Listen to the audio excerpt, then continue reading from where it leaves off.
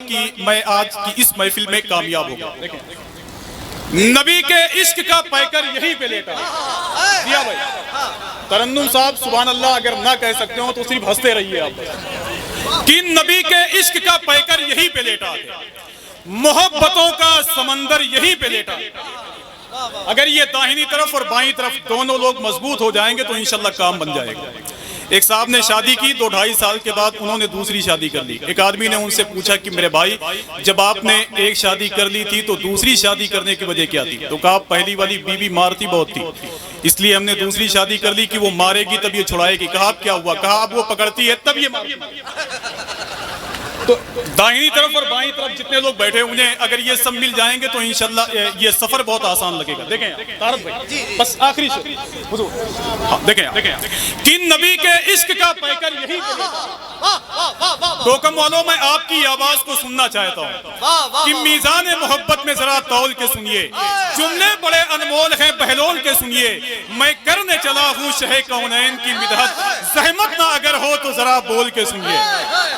ذرا ہاتھوں کو اٹھائیں اور مل کے بولیں لبیک یا رسول اللہ، اور مل کے بولیں لبیک یا رسول اللہ۔ اور آج اسی محفل میں بیٹھ کے آپ کہیں کہ کانٹوں کی رکاوٹ سے کلی بھی نہیں رکتی، سیاد سے پھولوں کی خوشی بھی نہیں رکتی، کیا روکو گے تم ذکر حسین ابن علی کو؟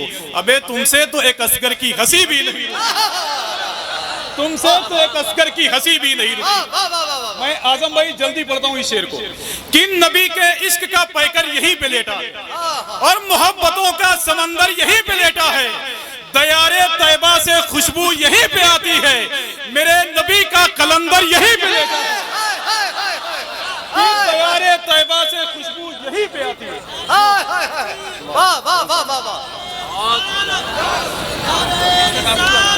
نعرہ تکبیر، نعرہ رسالت، عرس قلندری، عرس قلندری، صاحب سجادہ، نعرہ تکبیر، نعرہ رسالت۔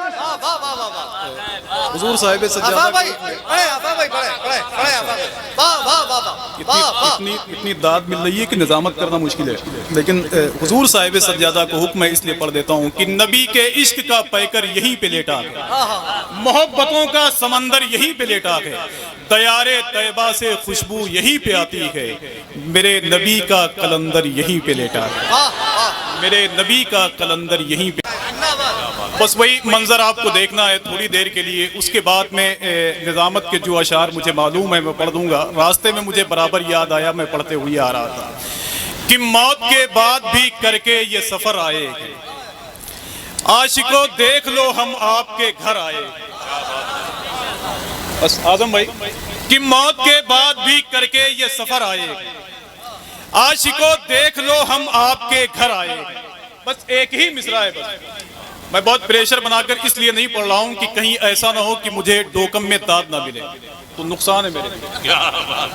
وہ مجروح سلطان پوری ایک مشاعرے میں شعر پڑھ رہے تھے تو پہلا شعر انہوں نے پڑھا تو کسی نے کوئی داد نہیں دی، جب دوسرا شعر انہوں نے پڑھا تو کسی نے کوئی توجہ نہیں کی، تو مجروح سلطان پوری کہتے ہیں کہ حضرات باقی شعر بھی ایسے ہی ہیں، اس لیے میں کہہ رہا ہوں کہ موت کے بعد بھی کر کے یہ سفر آئے، عاشقوں دیکھ لو ہم آپ کے گھر آئے ہیں، اے فریدی یہ ہے مشہود میاں کی برکت، آج ڈوکم پہ جو انوار اتر آئے ہیں، اے فریدی یہ ہے مشہود میاں کی برکت، آج ڈوکم میں جو انوار اتر آئے ہیں، آج ڈوکم میں جو انوار اتر آئے ہیں، اے فریدی یہ ہے مشہود میاں کی برکت۔ کہ موت کے بعد بھی کر کے یہ سفر آئے گا۔ میں نے کہا تھا کہ سرکار شیر بیشر سنت کے قرب خاص میں آرام فرمانے کے بعد ڈوکم امیہ کی زمین کو پسند فرمایا سرکار مشہود ملت نے، پھر یہاں تشریف لائے۔ مفہوم یہی ہے کہ موت کے بعد بھی کر کے یہ سفر آئے گا، عاشقوں دیکھ لو ہم آپ کے گھر آئے گئے، اے فریدی یہ ہے مشہود میاں کی برکت، آج ڈوکم میں جو انوار اتر آئے گا۔ آج ڈوکم میں جو انوار اتر آئے ہیں۔ آئیے بہت ہی ادب اور احترام کے ساتھ عرس قلندری کی اس محفل میں گزارش کرتا ہوں خطیب اہل سنت علامہ عدیل حشمتی صاحب اللہ کی بارگاہ نور میں کہ میرے خیال سے اس وقت لوگ آپ کو سننا چاہتے ہیں۔ آئیے نعروں سے استقبال کر لیں۔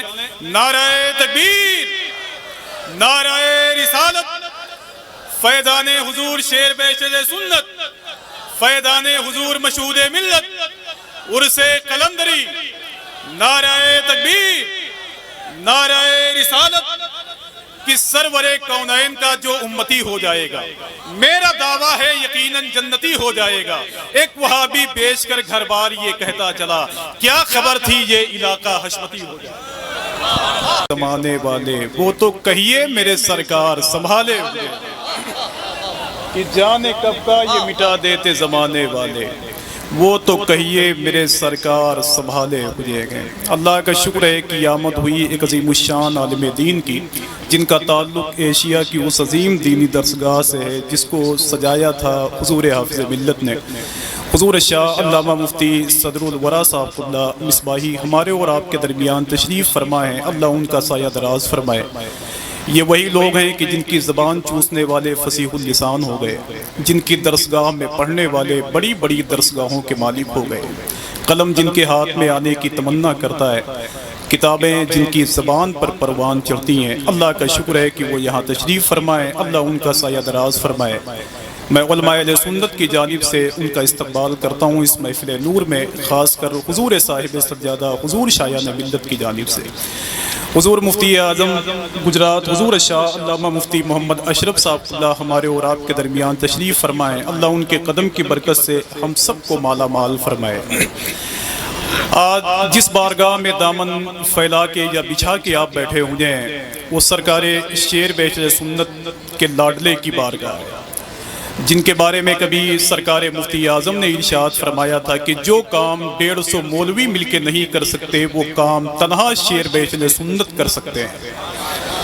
آج ان کے لاڈلے کے عرس میں آپ بیٹھے ہوئے ہیں، اللہ ان کے فیض و برکات سے ہم سب کو مالا مال فرمائے۔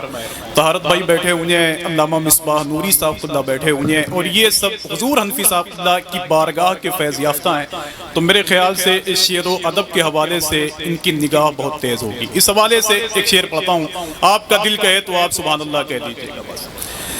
کن نبی کے عشق کا پیکر یہیں پہ لیٹا، چاہے ایک ہی شعر پڑھوں گا لیکن ٹھیک پڑھوں گا۔ ہاں، علامہ عدیل صاحب اللہ، میں مفتی تو نہ ہو سکا لیکن تھوڑا سا تجربہ ضرور ہے۔ دیکھیے، کن نبی کے عشق کا پیکر یہیں پہ لیٹا، اگر آخری آواز عرس قلندری میں گونج